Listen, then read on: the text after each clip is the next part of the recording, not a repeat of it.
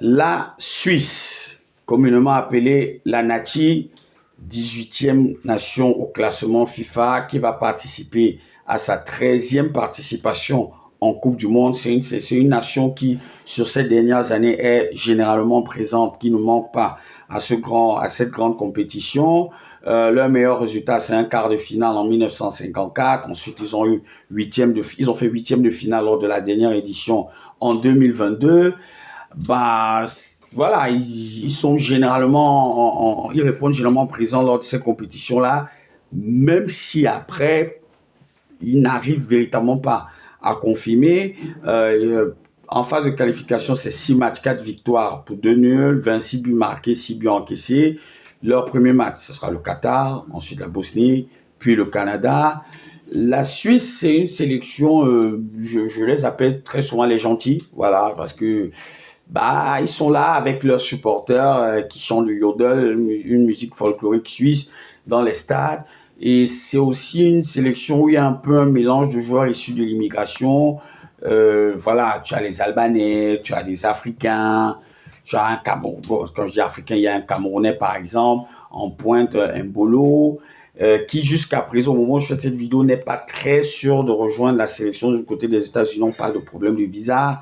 Tu as Akanji derrière qui lui est d'origine nigériane. Donc, c'est un mix en fait, cette sélection suisse coachée par Mourad Yakin, qui depuis qu'il a la tête de cette sélection, c'est 55 matchs, 24 victoires, 18 nuls et 13 défaites. Maintenant, l'ossature même de cette sélection, tu as surtout de leur capitaine, Granit Xhaka, qu'on connaît bien, qui a roulé sa bosse, Arsenal, Leverkusen, le Sunderland, 33 ans, 143 matchs quand même avec cette sélection pour 13 buts et 12 passes décisives. Derrière, tu as le gardien Kobel qui évolue du côté de Dortmund. Tu as justement Brel Mbomo dont je parlais tout à l'heure, l'attaquant, 29 ans, 83 matchs, 22 buts et 17 passes décisives. Petite spécificité, c'est que Mbolo, aujourd'hui, tout le monde dit attaquant, mais à la base, c'était un numéro 8.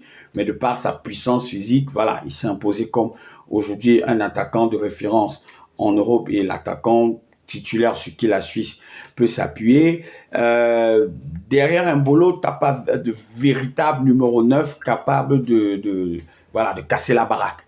Donc, ça peut être ça le problème. Maintenant, il y a des pépites un peu autour des cadres que je viens de citer, notamment Yohan Manzambi, qui est du côté de Fribourg. Il a 20 ans, belle pépite, véritable milieu de terrain offensif, très doué techniquement, très fin, très classe, avec une certaine insouciance comme ça. Dans l'ensemble, la Suisse, c'est un jeu, c'est pas une sélection qui a un football de référence, un football classe que tu peux identifier comme ça en disant, oui, voilà comment est-ce que la Suisse joue. Non, elle fait avec ses armes. C'est une équipe qui joue très souvent en fonction de l'adversaire et qui essaye de marquer le coup comme elle peut. On se souvient de l'Euro, des 2 derniers Euros, où elle a quand même fait une bonne prestation. On se rappelle de la manière dont elle a éliminé, par exemple, l'équipe de France. Voilà. Il y a beaucoup de fulgurance dans le jeu des Suisses. Mais après, ça manque encore de consistance, ça manque de véritable solidité.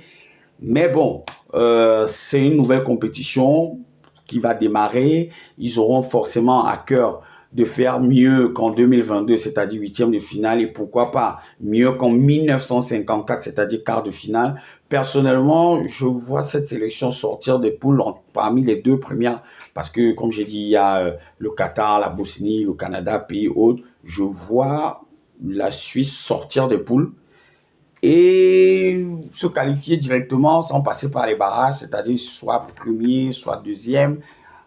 Maintenant, pour la suite de la compétition, je dis objectif huitième de finale. Oui, honnêtement, huitième de finale à tout casser. Huitième de finale à tout casser pour la sélection suisse qu'on appelle affectueusement la Nati. Voilà. Mais quart de finale, je ne sais pas. Tout va dépendre après du tirage contre qui est-ce qu'ils vont tomber. Mais moi, je les vois s'arrêter en huitième de finale. Sur ce, on dit bonne chance aux Suisses, bonne chance à la Nati et belle Coupe du Monde à tous.